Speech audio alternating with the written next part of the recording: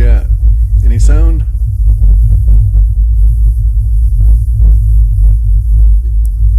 Sounds like red. All right, hang on. Okay, how are we at? Any sound?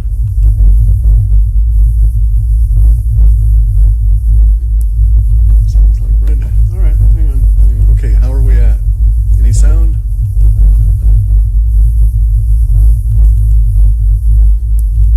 Sound? All right, hang on. Okay, how are we at? Okay, good. All right. It's a new system. I'm getting all kinds of crud set up here, and the only reason I'm doing this is it's got a Linux box being installed. Okay, good. All right. A while. It's a new system. I'm getting all kinds of crud set up here, and the only reason I'm doing this is it's got a Linux box. Small background noise. Okay, good. All right. It's a new system. I'm getting all kinds of crud set up here, and the only reason I'm doing this is it's got a Linux box. Small background noise. Okay, good. All right. New system. I'm getting all kinds of crud set up here, and the only reason I'm doing this is it's got a. All right, that one's gone. All right, just a second. Let me see if I can get a set of headphones here.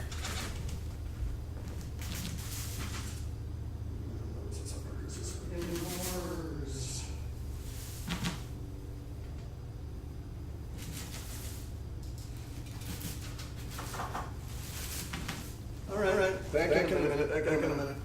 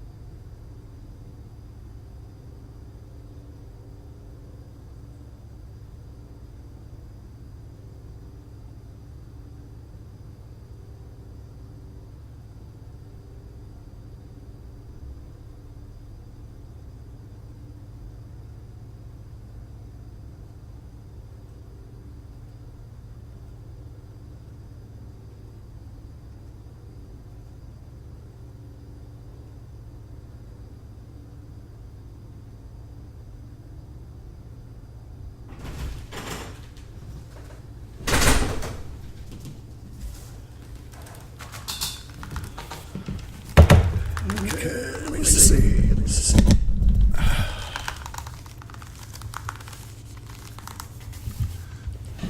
All right, what do we got here? Okay. Do we have an echo? I'm not picking it up here.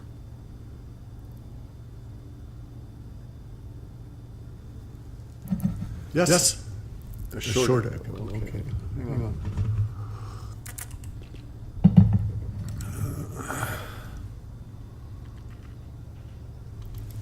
These are turned off.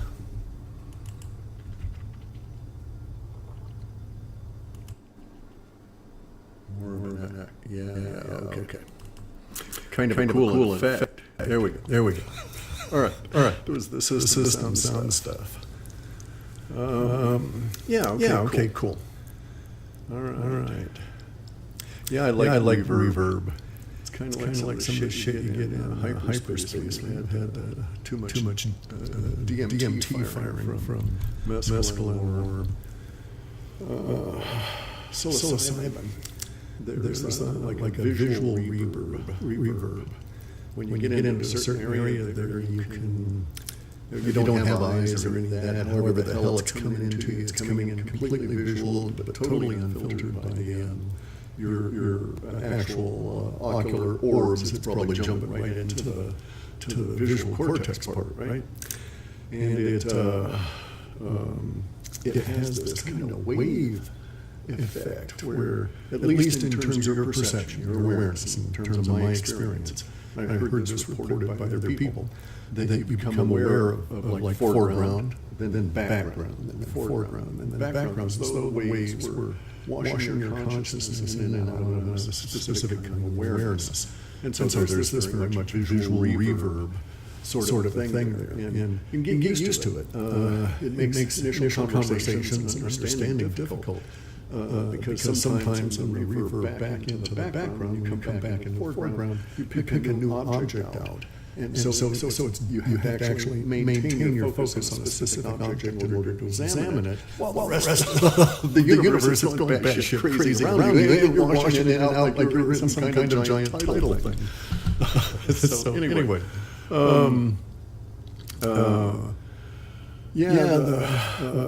the situation is just goofy as hell. Okay, so I'm doing this as a test because I've got a Linux box setting up over here, and it's still got about 2 gigs to do on this formatting thing.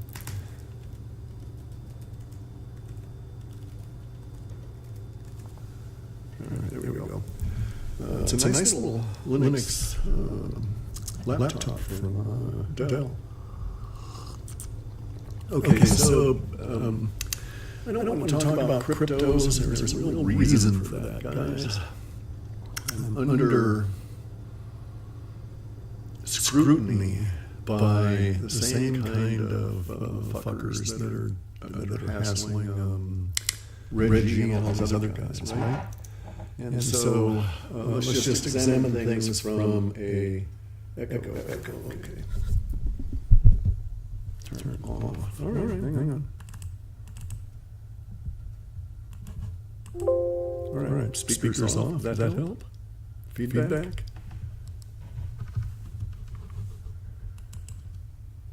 Still echo? Reverb still. Okay, hang on.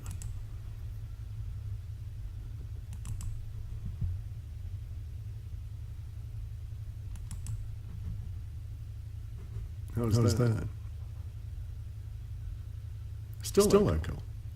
All right. Well, this is goofy as hell. Something's going on. See, new equipment. I had to test it out.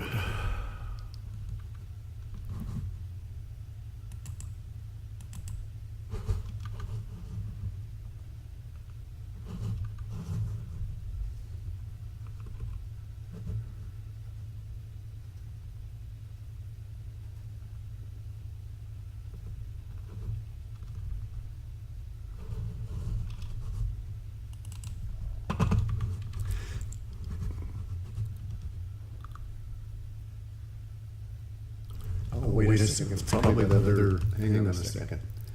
Let me see if I can get this shut off for a second. All right. So how's that? Still better-ish. Now external speakers are off. It fixed? Okay, all right. Okay. So that's what the deal was.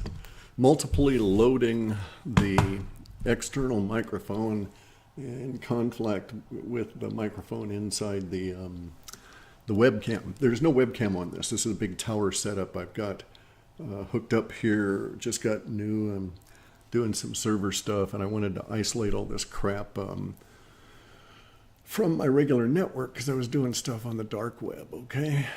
All right. So now. Chemicals. What chemicals?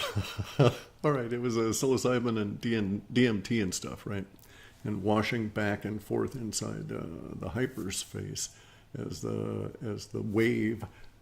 I always thought of it this way, that the wave would come on up and then it would condense into the particle in your awareness instantaneously and momentarily. And then in that instant, in that moment, because there was the duration of that time is ambiguous, you would become aware of something. It would either be the foreground or it would be the background. And then the particles would dissolve into a wave again, and they would retreat from you or come at you, depending on where you were in the cycle. And then would crystallize again into the particulates, and you would become aware of what you had not been aware of in the previous episode. And so if you were aware of the background now, and you were monitoring your own awareness while this is ongoing, then you would know, or it would become forecastable that you would have to become aware of a foreground element in that next crystallization or collapse of the probability field. And so very difficult to think in hyperspace. But that's my understanding of how it was going on. And so you have a lot of people describing the jangliness and the shit appearing around you, and the chairs talking at you, and the rocks making noises at you, and the birds laughing at you, and it's happening continuously. But it's also happening in this big wave thing that is very much tidal. So let's see what we've got here. Low volume, there we go. Turn that down a bit. Anyway, so that was my formulation framework for the experience I had in those intense journeys into hyperspace. And predictably, once I understood that, the next time in, I could anticipate that this would occur. Bear in mind that this is some scary damn shit, right? I was always, every single time I went into psychedelics, always terrified. And there was nothing I could do about it. I knew that I would go through a period of absolute terror and the dissolution of the body every time, but it was worth it to get to that other side. But as I say, thinking is difficult there. You have to time it accurately. You have to get into sync with what's going on just in order to be able to maintain focus and awareness on a single element in the foreground. So it's just a difficult place to make work for you. That's why the what do I want to say? That's why the concentration at this point in what I found on the dark web has been about, let's just describe it as the techniques or technology of exploring hyperspace. And this was a really cool thing I got into. Didn't intend to get into it. I was exploring the dark web for some other potential things.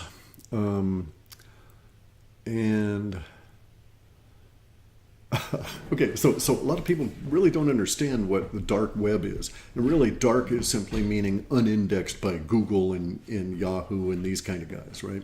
Well, it's a little bit, I'll get back to the thing about Reggie in a second.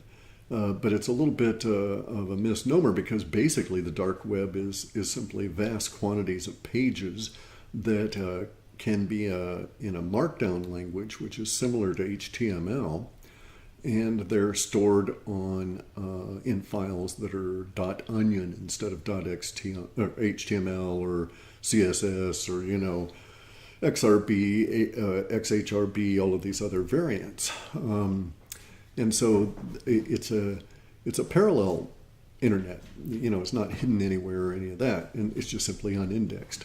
But it's got a lot of stuff out there, and I ran into some serious technique, let's just call it that, because I don't think they're at the stage of a technology yet, because they can't really replicate it.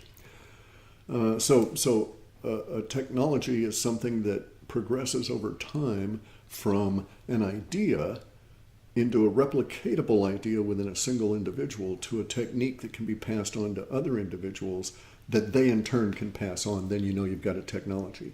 And this is why alchemy always runs into a dead end, because so much of what they were dealing with was individually body dependent, and they didn't recognize that at that time. And so they couldn't develop a more generalized formulary that would affect different body types. And so it always ended in kind of a hard crash because it couldn't be transmitted and turned into a technology. Well, the technology of hyperspace is emerging, but we're still in the technique stage, because a lot of the stuff they describe, they're attempting to put into words to transmit to somebody while they're not in hyperspace. And that person then other person, the transmittee, the receiver, then goes into hyperspace and says, well, that bullshit didn't work. And so, what am I to do? And so there's a lot of that kind of discussion ongoing, but at least there are serious individuals that are involved in this and putting money behind coordinated, analyzed analytics ongoing, machinery hooked up to you, the whole damn thing, exploration of journeys into hyperspace with the idea that there's something so powerful here that we're fools to overlook it on even the most mundane kind of a commercial value. And it's interesting, and I can also understand why a lot of these individuals don't discuss this above the level of the dark web. And and a lot of these boards are private and so on. However, there are ways to get at some of the stuff if you know what you're doing. You got to be very aware of what you're doing if you're going onto the dark web, and be very aware coming back out. Don't bring pictures, don't save shit to your machine, don't change browser size, don't do anything that involves writing to the disk other than in the generalized cache. And then if you can, isolate that cache to a namespace that you can delete afterwards. This way you won't have piggybacking, I call it, all these various different backdoors that can be put in on your machinery. Anyway, okay, so getting back real brief to the discussion about Reggie. The reason I don't talk about cryptos is because I've gotten hit by pressure myself, and I don't wish to encourage it. I don't wish to involve myself at that level. The pressure that's been put on me by the regulating authorities is due to an inaccurate understanding of facts and my role in the development of things, because I've been flat out 100% open on how I do this shit, and my videos are up and so on.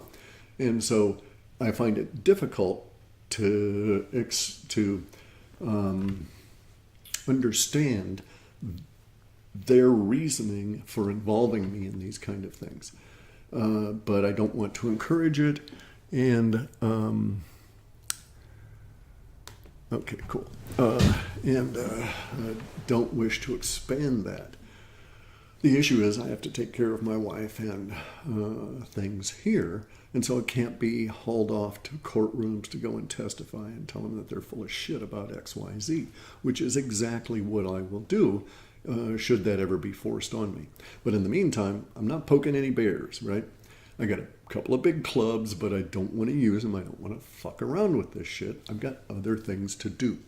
And I'm an old guy. And plus shit's happening all around and the landscape's changing. And, by the time they get around to doing some of these things, the point will be moot. So, and mostly they're fucking wrong in their understanding of how things happen and what shit went down where. So under the circumstances, I hands off, 100% hands off on all of this. I don't want to get into it. That's why I've turned down dozens and dozens of offers to become involved in some really interesting technologies. Because I think I may be potential point of contamination. I may be radioactive to such endeavors simply because I've been tainted and tagged by regulatory authorities. And because of that, I don't want to contaminate a good project, right? I don't want to bring down any heat on anybody just because somebody's got the wrong idea about me and they're pissed.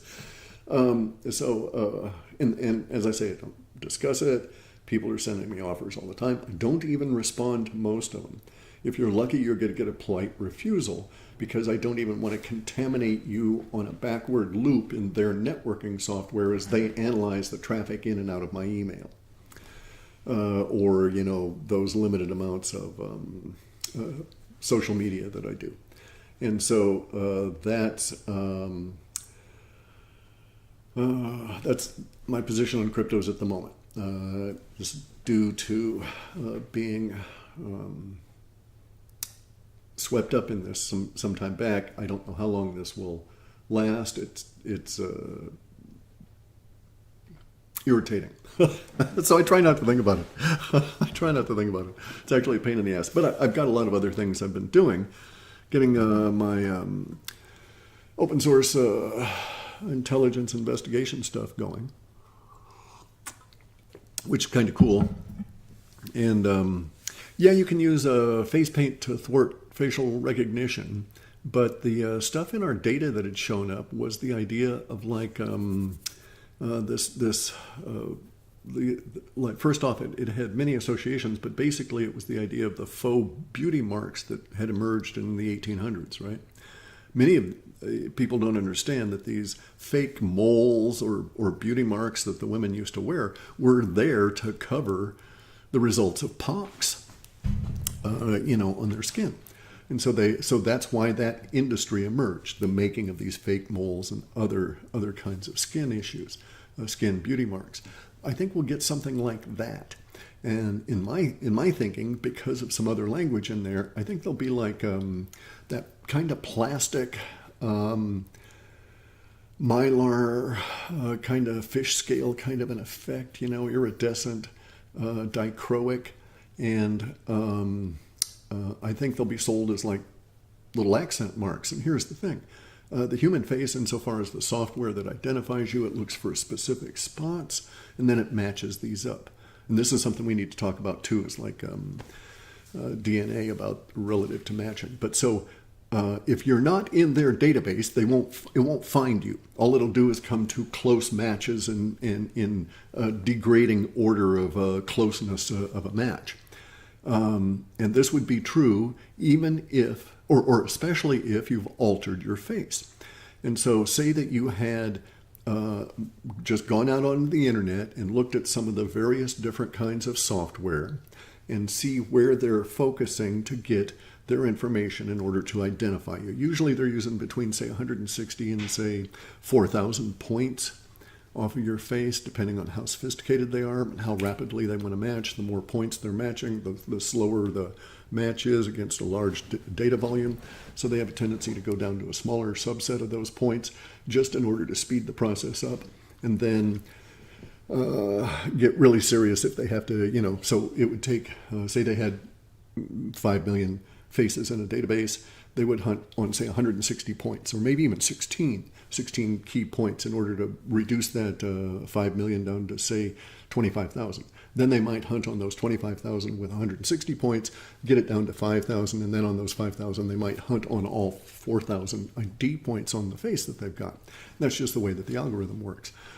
So the idea is that you would strategically place these little beauty marks that are going to be like fish scale kind of things on your face, such as in order to distort the vision that's coming back to that computer, bearing in mind it's all flat. It sees you 100% two-dimensional. And so you put these things there so it does not get a clear indication of what the hell is there. So the idea is that this little dot of shiny mylar kind of plastic with a glue backing thing that you just put on like a fake beauty mark would take the light and fracture it. And so from the software's viewpoint, it's good to get a bunch of like star patterns or I can't think of what they call them now, but anomalous variant lighting extremes, something like that. And they throw those patterns out of the hunt. And so if your dot was of a sufficient size, and they needn't be probably more than a 1/4 inch in size maximum, I would think, it would discolor in their view a huge area of your face because it's going to fracture light. Uh-oh. There we go. Anyway, so, and it's like, I bet you that the people that do this electronic dance music stuff and are taking all these ecstasy-like drugs, the fecals and the TCAL kind of things, would really like this, right? Because it's going to be really a very interesting kind of a light effect on your face. They may try and make it illegal at some point, but I'm quite certain that you could do it such that you would disappear out of all of these databases as you're moving through the social order and being picked up on these facial recognition cameras, because each and every time that you... See, here's the beauty of this whole system, right? They depend on exact matches in order for this to work. Every time they get a new person in their database, a new face that they can't find in their database, they add it to their database. So they might add you 15 or 20 or 30 different times if you move those dots around on your face and it thought you were a new person each and every time. If that's the case, then you could take those dots off, and it would find those 15 or 20 or 30 copies, so to speak, of you, those mutant copies of you, and it would bog down trying to hunt the buggers. And ultimately, it would find those and probably put them into the categories of close matches. And then it's going to grind and grind and grind and grind and grind, trying to match you to yourself. So it's not going to do the system very much good. I mean, I hate to be a spoiler on this, because there's real legitimate uses for facial recognition, criminal activity, that kind of thing. But it's relatively easily disrupted in such a mechanism. And so there was this, so back in the 90s, I was interviewed by this company over in Tacoma that was developing some of this stuff for law enforcement, facial recognition stuff. And so I got a real deep view of it. Never actually worked for them. Did a bunch of 4 interviews for the company and got down to a certain point. Then they just wanted too much in terms of time, and I didn't have it to spare, so I never did that. But it was fascinating to learn about their technology and see where they were going and what they needed. It was all being written in C, and then what they had to do at the time, because of the slowness of the processors, they had to hire people like myself to go through the compiled C intermediate bytecode and make sure that the translation over to assembly language, machine code, was actually as tight and proficient as possible. At the time, I tried to get them to go into Prolog with recursion in order to avoid the overhead of looping. Would have saved them tons of stuff, but they never could see the benefit, I think. Anyway, the Tacoma Aroma at the time, geez, when the smelter was still there. So I didn't mean to get off on either of those two topics. I'm just doing some computer stuff here. I've got to get back in and do some other work later. But I also needed to test this system here because we're getting set up to do some other stuff. But it's a nice little deal. Oops. That takes us back towards the trash. I've got a huge pile of recycling trash at the door. But it's a nice little mobile system here, pretty stable. There we go. Anyway, so I don't have any of the scripts on this machine, or I would run them and show you, but I've been developing PowerScript scripts here. Microsoft PowerScript is I've talked to David Icke. I like him, he had an experience, this Kundalini experience. It's the eruption of the DMT in the brain. Can be brought on by electroshock, all different kinds of things, psychedelics. And so he had that experience, and he took a number of years to integrate it. And he saw a bunch of shit. He's not wrong on a lot of it. He's not a racist. He's not anti-Jewish or any of these things that they claim him to be. He's anti-lizard, but, it's about it, really. Well, anti-pedophile and, that kind of stuff. And he's correct about the British royals. These are really scumbags. These are shit individuals. I know this because I went to school with them.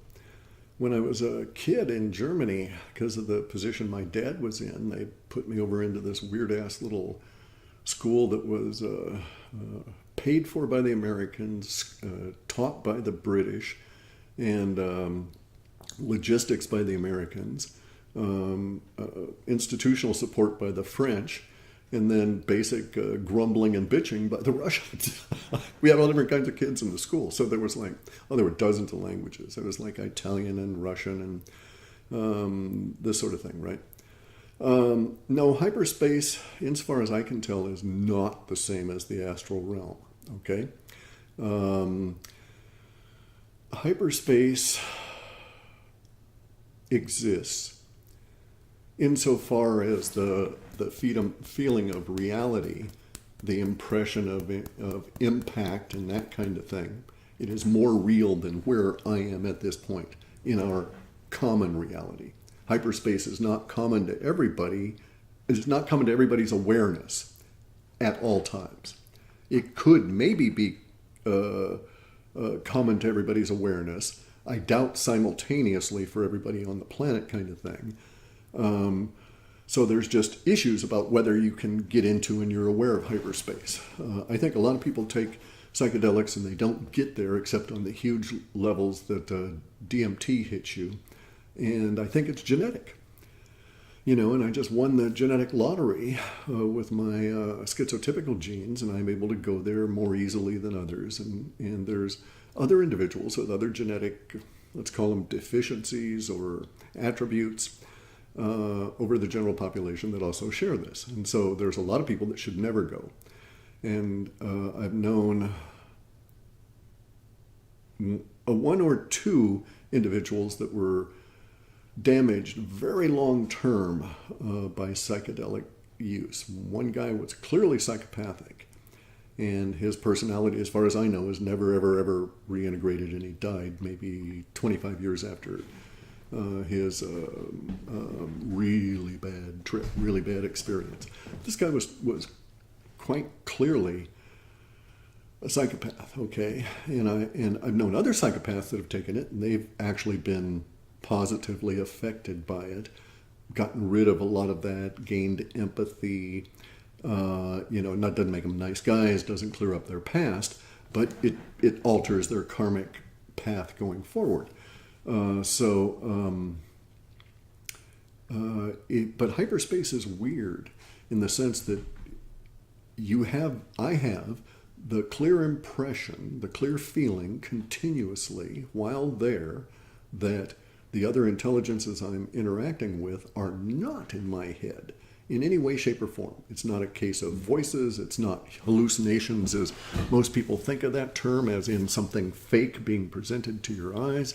It is truly, and I hate to use this word because people like Carrie Cassidy and these guys have really bastardized the context, the connotation of it, and that's a portal. Okay, it is truly an opening to an alternate dimension for consciousness. Not necessarily an alternate dimension in any way for physical corporeality, right? So anyway, but hyperspace is an intriguing place because you can bring back information, some of which is absolutely magnificently mind-blowing, like, the inside of your nostril is exactly the same size as the outside diameter of the second knuckle of your little finger. But useless, right? On the other hand, you can get some just incredibly brilliant ideas from it that then go on to change our operating reality. And it may be that there is some Dune-like, like the movie or the book Dune by Frank Herbert, where the space guild humans warped by spice were able to put their minds into hyperspace and suck the spaceships along as well. There may be some weird connection there between the hyperspace experienced by psychedelics and a hyperspatial reality that might in some way be involved in the idea of travel by folding universal attributes or aspects rather than actual linear trucking around. So this would be the idea of folding yourself in space and time. And in that case, so all of the general paradigm of the woo-woo of UFOs is that they get here by not going through interstellar space, and that they get here by traveling outside of space and time. And if they're doing that, they are by definition in a hyperspace, although it may not be the hyperspace that you travel to when you take psychedelics. And also there's all kinds of nuances. So if you take mescaline, you're going to have a different experience of time relative to psilocybin. Even if both of them put you into hyperspace, the feeling will be entirely different. In my experience, the mescaline, the time is languorous and can be mentally controlled. You can actually slow down what's going on, physical processes in your body back wherever the hell it is at that place, and also slow down your impression of these waves as they're crashing around you. To some extent, you can control them the crystallization into the probability field of those waves on mescaline better than with psilocybin. However, with psilocybin, you become much more aware of the actual environment. So with mescaline, I could find it easier to control this wave action and focus on an individual and get more on an individual component of the foreground and get more out of that, which I could bring back. On the other hand, with mescaline, I was much more aware of much more stuff in the background. Or with psilocybin, much more stuff in the background, much more aware of the environment, which provided a context that I could appreciate both while I was there in hyperspace, because I was aware of some of the relationships of the objects to each other. And in mescaline, you're not so much, right? You know the background's there, you know it's screaming at you, and you don't dare look at it, or one of those things might become your foreground. And so it's a different kind of an experience. With the psilocybin, you don't have any control over the wave. It's just doing its stuff, moving as it chooses. You can't slow it down, speed it up, or any of that kind of thing. But you become so aware of all of the things around in the background that you can sort of like hold them in place and then take a foreground element and hold them in place again. And you get this context, a richer, deeper contextual interrelationship of elements in hyperspace with psilocybin than with mescaline. But I find mescaline to be less taxing on the body and able to bring back more of a conversation if you're going there to discuss something with someone, right? And I've gone there with mescaline, and the guy I wanted to talk to wasn't there. And you'd take 3 or 4 mescaline trips, each end up in hyperspace, and you'd end up interacting with these other things. And then the fourth one, there's the guy, right? And then you could, it's like words and talking just don't exist. And it's not like you can say, I'll meet you back here next Tuesday, right?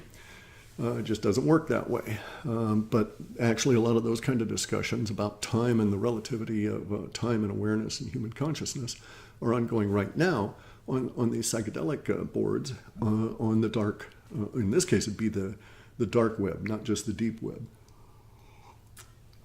because these guys are discussing subjects that could, get them arrested in many parts of the world, and they don't want to do that. And they're doing it basically for commercial gain or technological gain, that sort of a thing. Okay, so let's see. What ways am I trained? Well, you got to understand, meditation is not as most people understand it. Okay, so I've been doing yoga since I was 11. That involves in serious yoga, not the idea of I'm just simply going to stretch out, but the kind of yoga that allows you to have body control to where you can change the emphasis in your body between the parasympathetic and the sympathetic nervous system under mental control. Do things like control heartbeat to some extent, these sorts of things. And so that really helps. And then in the martial arts, I was a practitioner of Zazen. So I can sit here for however long I want to and simply not blink because I've got that level of eye control on it. And I used to do overnight meditations where we would go into Aikido on Friday nights from 6 until 9:30. I'm going to blink now. And then we would go out for about 45 minutes and hydrate and get back and by 11, and then go from 11 to 6 a.m. with Zazen meditation. And this is Zazen sitting Seiza, which is on your knees. And so there's a great deal of pain involved. You have to overcome it all. And so this is the form of meditation where you have basically the ability to separate your consciousness from your body, accept the pain that's involved, which is probably why I was able to tolerate the pain of the cancer for so long and still function, albeit minimally.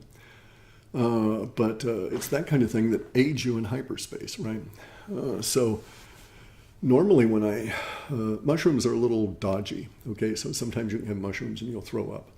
But usually mescaline, cactus, even the peyote, the flower area, taking the peyote tea, none of that stuff, it may cause some level of nausea, but while I'm in the experience, my body is very perfectly controlled. I don't have to worry about it.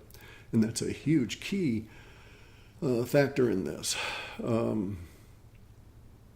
So that's sort of the training. I think Zazen more than anything. That's an interesting kind of meditation, okay? And I used to do this by the hours. Some weeks back in the day in the 70s, maybe I was doing 40 hours of meditation a week, hard-ass meditation, Zazen. And sometimes candle, sometimes other forms of focus. It's difficult to describe how much Zazen allows you in terms of body control. So I'll give you an example.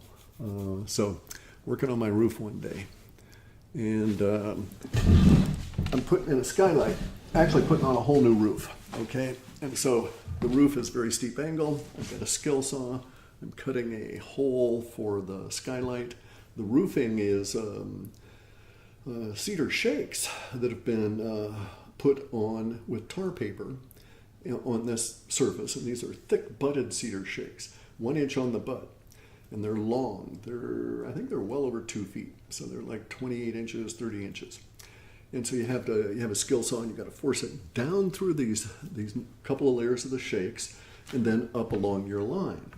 And I did so, and I'm going along on the skill saw, and this is a powered one, not a battery operated one. This is a big ass electric one, big 10-inch blade going on up, and I hit this spike, 6-inch spike that's in the roof that they apparently used as a safety spike and just put the shakes and stuff around it. I didn't know it was there. Anyway, the saw kicked back, and it came back and almost cut my leg off. And so I'm up on the roof, and the blood spurting everywhere because, of course, the blade was going like mad. It just threw flesh out all over. It was a 3/4 inch kerf blade, so it took probably a little over 3/4 of an inch of flesh right out of my leg, almost right down to the bone. And so I go through all of this stuff, end up in the hospital. I won't go into any of that, how we got there and all that kind of stuff. It's long, boring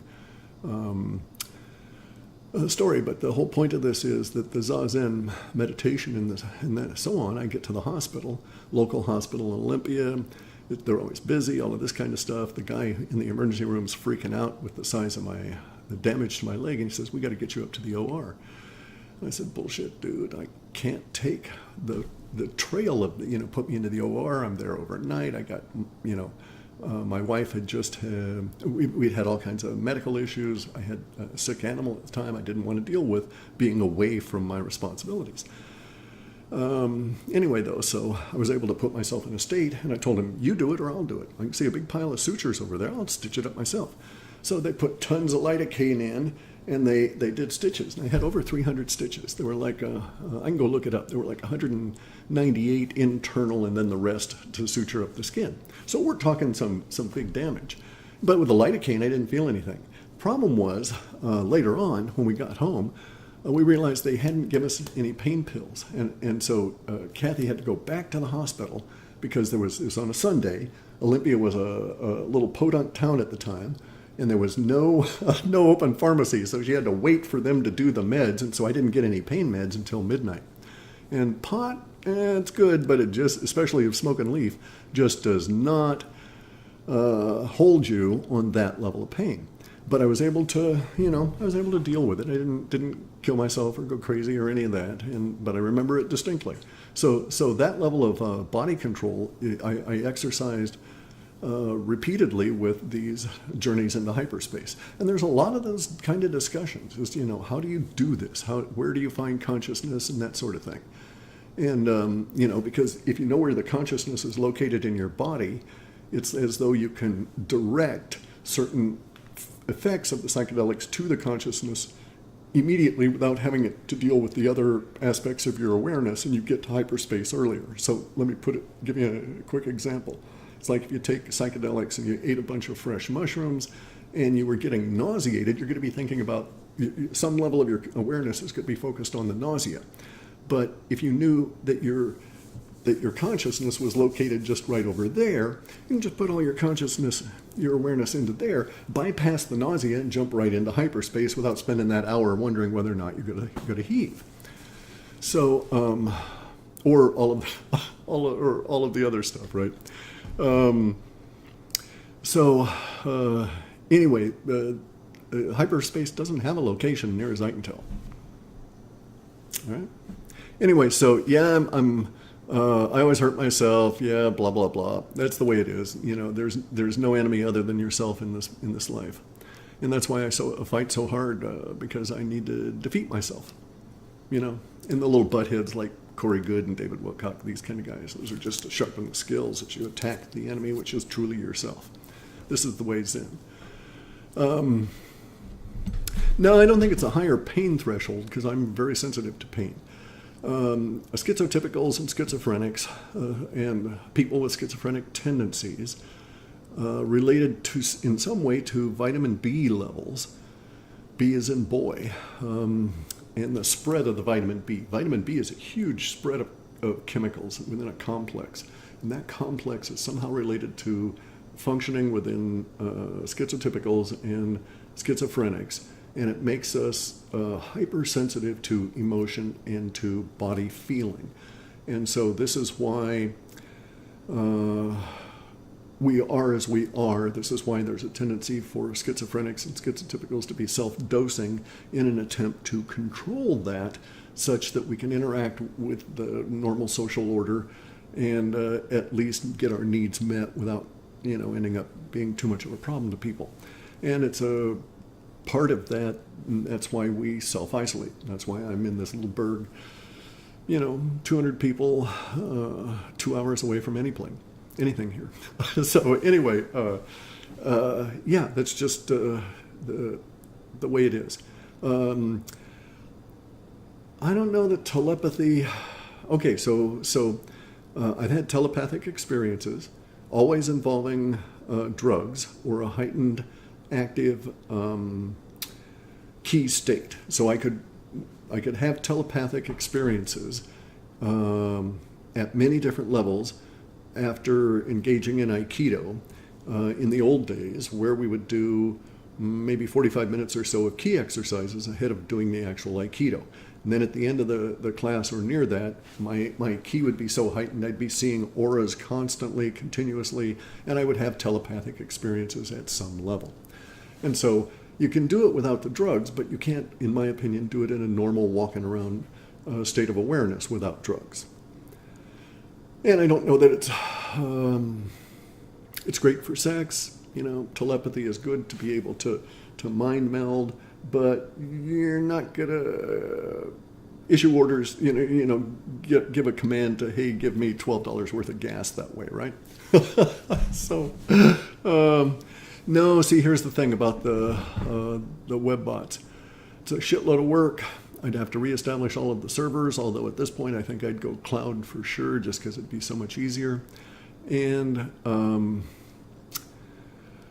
I would have to go at least 3 months. So I'd have to do data run, analysis, data run, analysis, data run, before being able to do an analysis that would yield any prescient language.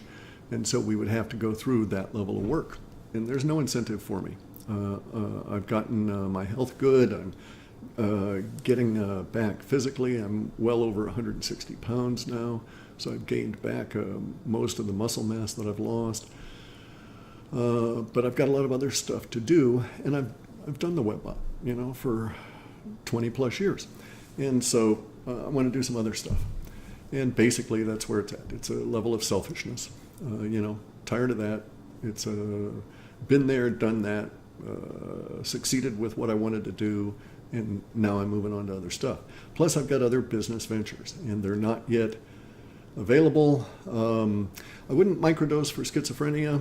You got to be real careful with that because your schizophrenics, your vitamin levels and your general absorption level of nutrients is so low that if you microdose, you may not have the substances you need to effectively recover. So if you were a healthy schizophrenic in your body, you may find that you would have no need to microdose because everything's in balance because of all the optimal nutrition. Absent the optimal nutrition, microdosing with, especially with synthetics like LSD, have the potential to trip you into a state from which it might take an inordinate amount of time to recover. So I wouldn't do that if you were schizophrenic. If you were, like myself, you were schizotypical and you'd done some serious work with your body and understanding the chemicals, maybe it may aid some of your issues, but in general, I would think not. It's really interesting the level at which vitamin D and vitamin B participate in mental states, and what deprivation of those actually causes. And so if I run across active schizophrenics now, I always give them the advice of, bomb the B, right? Get niacin in you, maybe 2 to 3 grams a day to start with, and then a gram a day at least for maintenance. Take homocysteine or homocystex for vitamin B6 levels. You don't necessarily need the extra vitamin B12, but then there's the whole complexes. But it does a huge amount of good to the mental state of schizophrenics. You can read about this on orthomolecular, I think it's orthomolecular.org. And it's about orthomolecular medicine. And although they don't use the words there, it's all about optimal vitamin levels. And yeah, it really is helping. So expand on what, Owen? Yeah, I can expand on about any damn thing. I've got a little bit of time left here too, but I'm not sure what you were referring to. Sorry, the chat stuff goes pretty quick. Yeah, Gregory, you're welcome, guy. In another life, perhaps, dude. Yeah, Rishi is great, okay? There's all right, so I've discovered some stuff, okay? I'm involving myself in traditional Chinese medicine at a level that I don't find being practiced at the moment. And I'm bringing out some products with some eminently professional producers here in the United States that this is what I described laughingly as my evil plot to take over the world.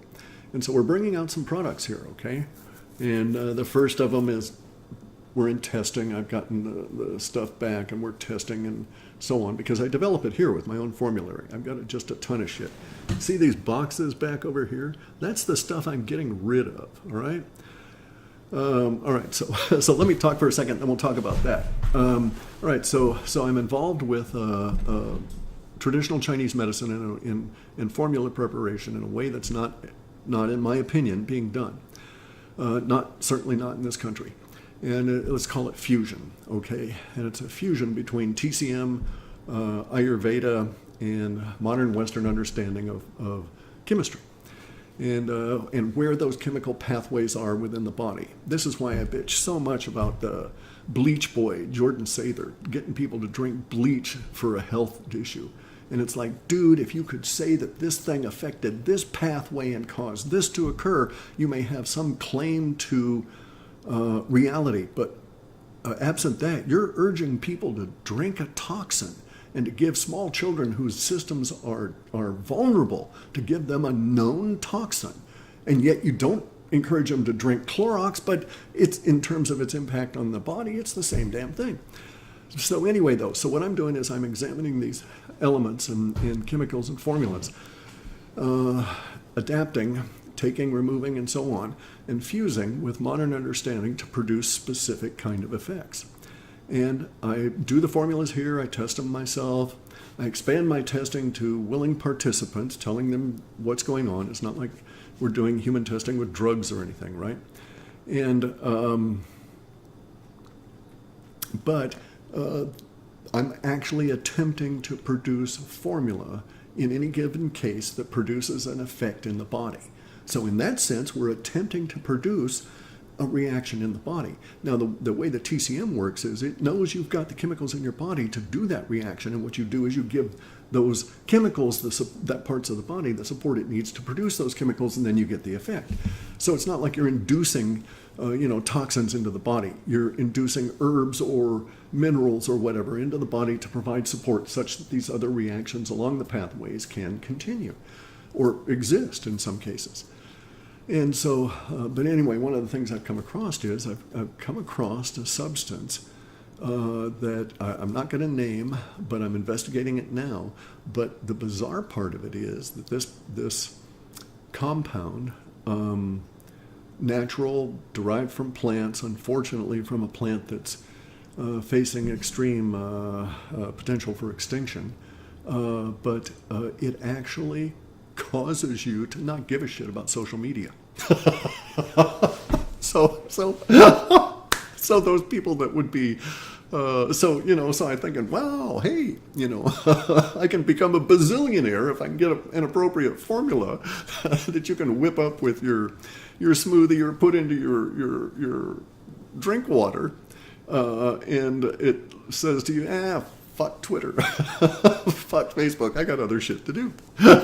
So, but there's the thing, right? Because I'm schizotypical and I've had 66 years on this planet dealing with the molecules and being aware of how they impact my body, I'm able to pick these things out in the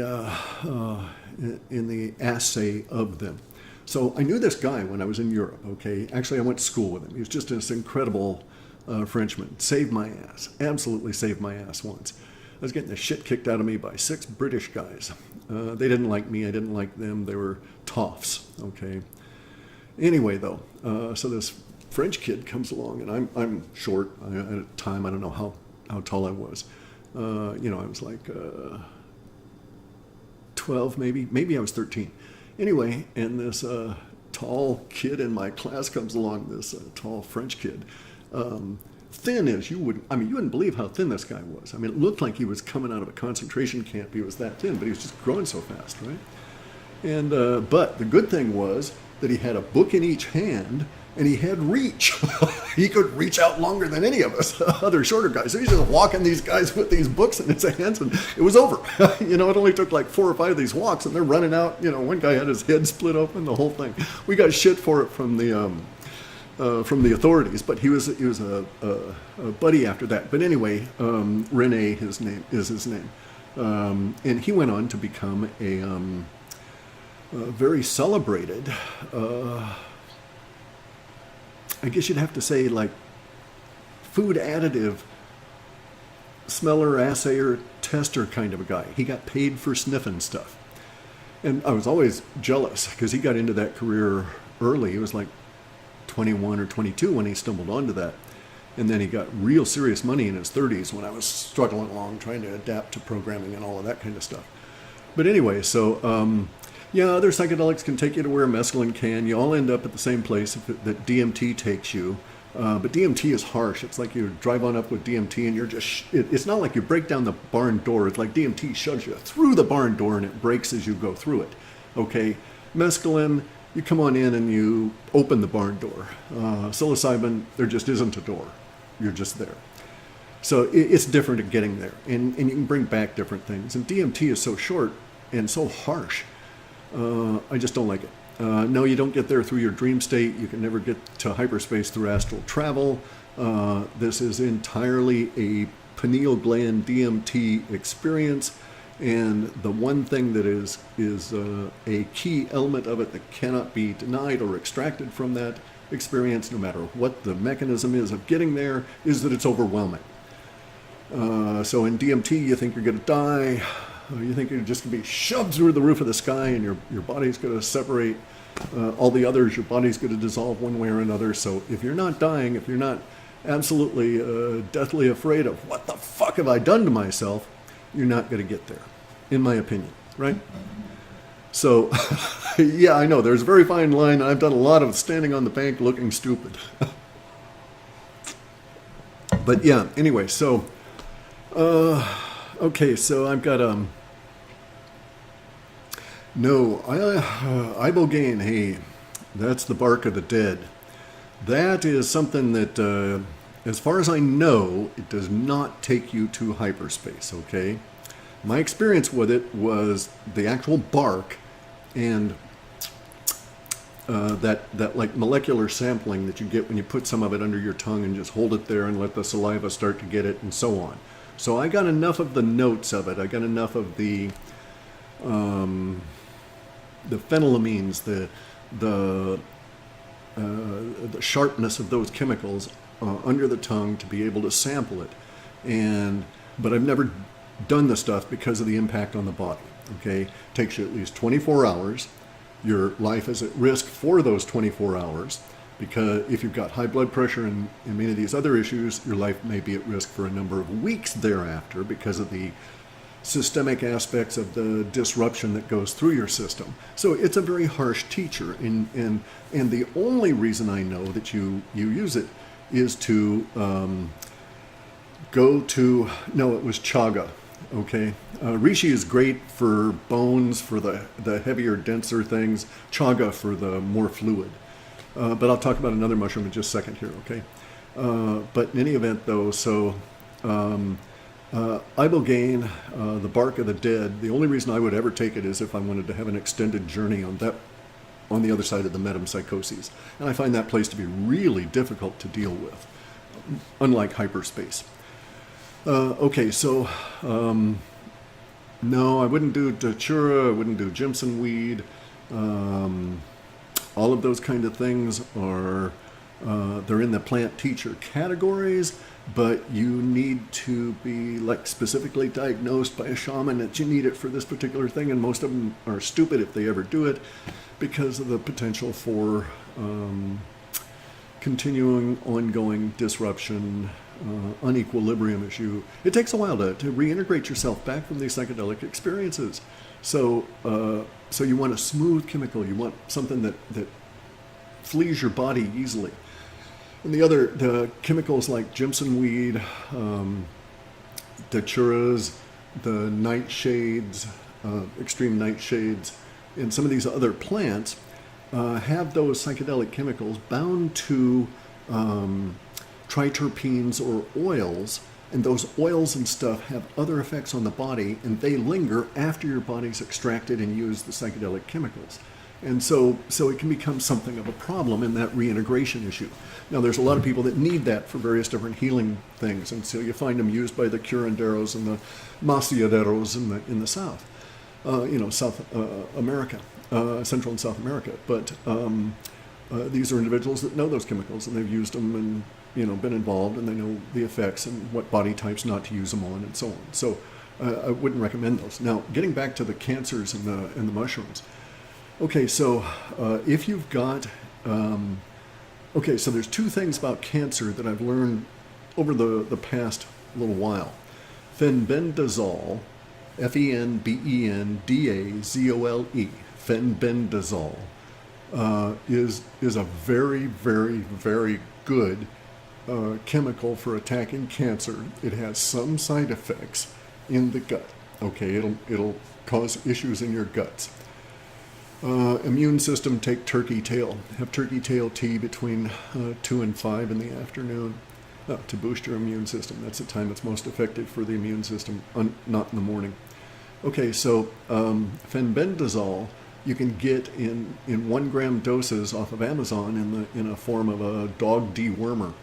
And I've now got 3 or 4 people that are taking it that are cancer patients, and they're reporting that they're not having too much in the way of side effects.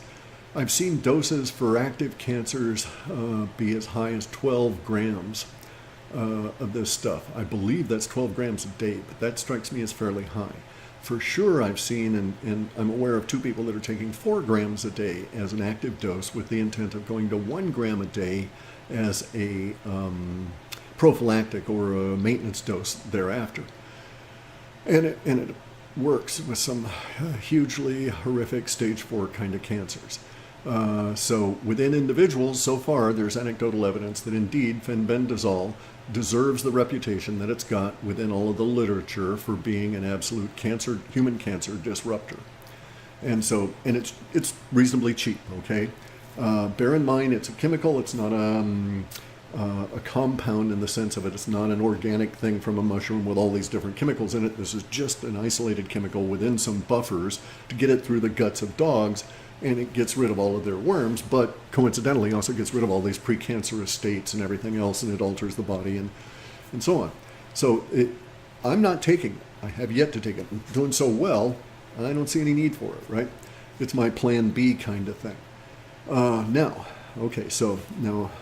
there's another, so for cancer, for mushrooms, it's chaga mushroom, which is derived from birch forest trees. It's actually the cancer of the birch forest, birch trees. There's reishi, turkey tail, lion's mane, which is really good for the brain. You can get some other minor variants on these here. And then there's cordyceps for energy. Cordyceps also physically affects your testosterone level. So if you're taking testosterone boosters, you'll also find that you'll get a nice feeling in the big muscles in the thighs and in the big muscles in the back, as it also aids in the boosting of the testosterone. It gives you energy. It's nice to mix in with coffee. Be careful of doing too much of it, because it can get you some huge problems with your gut if you take too much. You need to ease in with all of these mushrooms. Then there's some other ones I'm exploring at the moment. I think I'll put together a complete list later on as to some of the effects. But these 5 are top notch. I take them all. Not all the time, continuously, but I will take a dose of each of these mushrooms every damn day. And so far, as I say, I've recovered up to over 160 pounds. I was down, officially stripped down, I was 138 pounds on the weighing table when they were slicing me open. I built back up from there. And that's all in muscle, too. I'm doing really well with that.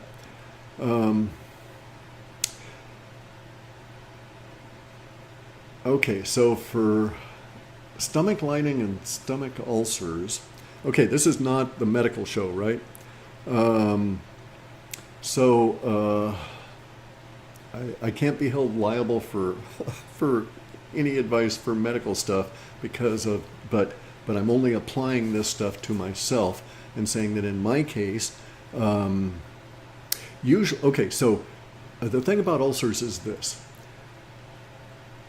The ulcer state is not existent without a cause. So in the 50s, they used to say, oh, it's stress. The stress is concentrating down there and it's causing this. Okay, well, so we now know that it is necessary for there to be a proximate cause for an ulcer. They don't just spontaneously arise, but it's not stress.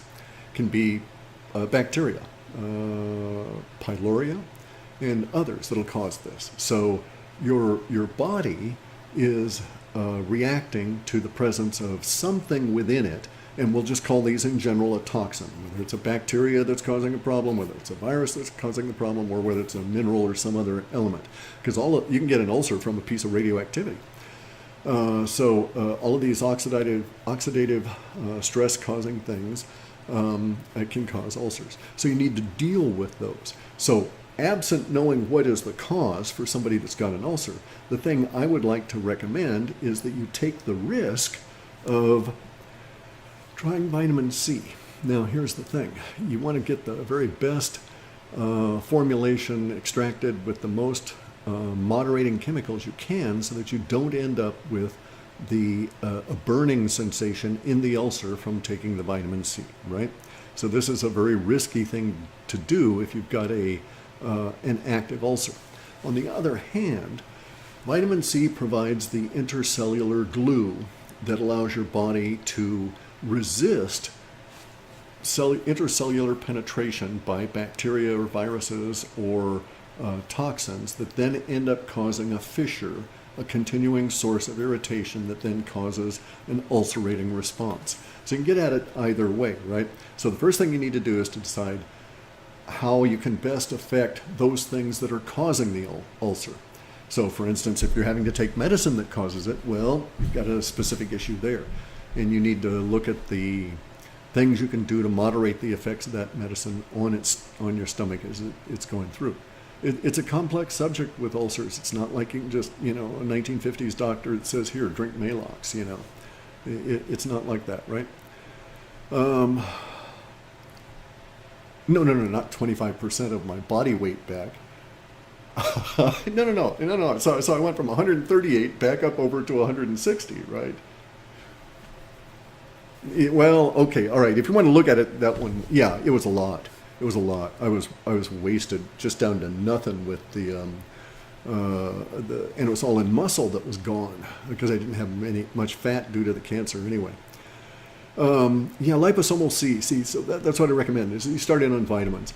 Go and look at the orthomolecular.org site for ulcers. Another thing to do is to go to Self-Hacked, all one word, and selfhacked.com and look at ulcers. That guy's got just a great database of herbs and chemicals and formulas and side effects and benefits and so on. And he has details in a way that you're not going to find at like WebMD and some of these others. So it really helps if if you are self-hacking. And that's what I think of it. You go to a doctor or you self-hack. And how well you self-hack determines how well you can stay away from the doctors. So anyway, that's the way it is. Let's see, I got a few more minutes, I think. Vitamin C is going to help hemorrhoids. Hemorrhoids is an oxygen issue, right? Hemorrhoids exist because you've got sluggish circulation and you've got a damaged epithelial layer in your veins and arteries. So if I had that kind of a situation, what I would do is I would go to do something to raise my nitric oxide levels throughout my body and to repair the inner lining of your veins and arteries, which is this epithelial layer.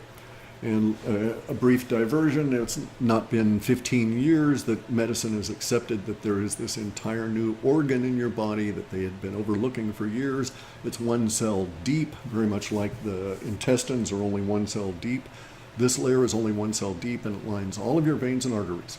And it's this epithelial layer. And what you need to do if you've got any kind of a restriction or constriction there, in my opinion, is twofold. Increase the nitric oxide through some mechanism and take C60. Okay, C60 is an antioxidant, and it kills off all kinds of dead cells that are not performing, makes them die, and you get rid of them. But it also has a tendency to increase the ability to handle increased oxygen in your body without damage. Bear in mind that your body gets damaged by this stuff called residual oxidative stress, right? Or the residual of oxidative stress. And so we need oxygen to burn to get energy and so on, but not too much oxygen. And so the C60 strips that out, and it'll help things like circulation issues by making your blood work better, right? And then the nitric oxide comes in the form of these little chewy things. That's one of the ones I like. You can take L-arginine and L-citrine amino acids. If your epithelial layer is functioning to some degree, it will produce nitric oxide from those chemicals. They're precursors to this ability to make the nitric oxide in your blood.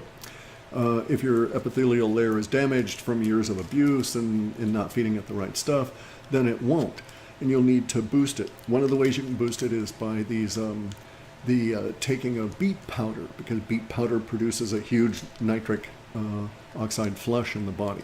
You can get beet powder in a number of different forms. I like these little chewy beet powder things that come from Human, HUMANN.com, human.com. And the little beet chewies produce a nitric oxide flush and so on. And flushing vitamin B also helps, so niacin, because niacin flushes all throughout your whole body. So there are things you can do other than the harsh chemical approach to it. Hey guys from Alaska, take lysine. Anytime you take arginine, take lysine. Just as an aside, if you've got any of the human herpes kind of viruses, what are those? Simplex viruses, I can't think of what they're called now.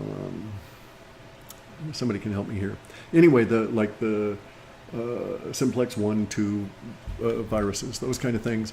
If you've got those, lysine is a dampening chemical or dampening amino acid to those. So if you take those, the effects are dampened. Yeah, I'm not looking at any data, so I haven't looked at any of it. new for the WebBot stuff, but I see no reason to think that we're going to get through this winter without just horrific stuff. We've had tremendous storms here. The current right out the house here off the coast turned about a month early. It was like 28 days ahead of last year. When the current turns, that basically is all the weather coming down from the north at us. You know, Alaska is dumping out all of its cold on us. So that's early. And we've had all kinds of animal signs and weather signs here that it's going to be brutal. No, I've never looked at the silicone. I know of some guy who's on the West Coast. I'll see if I can think about him. He's a Chinese herbalist that claims to have some way of doing that, but I haven't investigated it, so I don't know if it's legit or not. The 5 mushrooms are chaga, turkey tail, reishi, cordyceps, and lion's mane.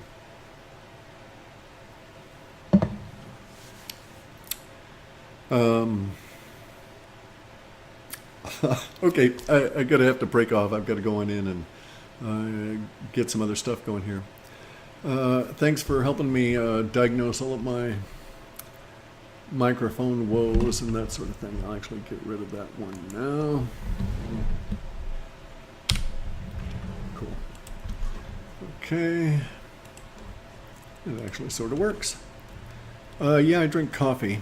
I like mixing my mushroom powders into the coffee. I've got a real Jones for high quality coffee. As you can see, I don't live like real luxurious. Right. Mainly I don't care about the longiness. Oh, that's right. This stuff here. Okay, so I've got a ton of old supplements and stuff, right, that I've tried out myself. They're not harmonious with my body.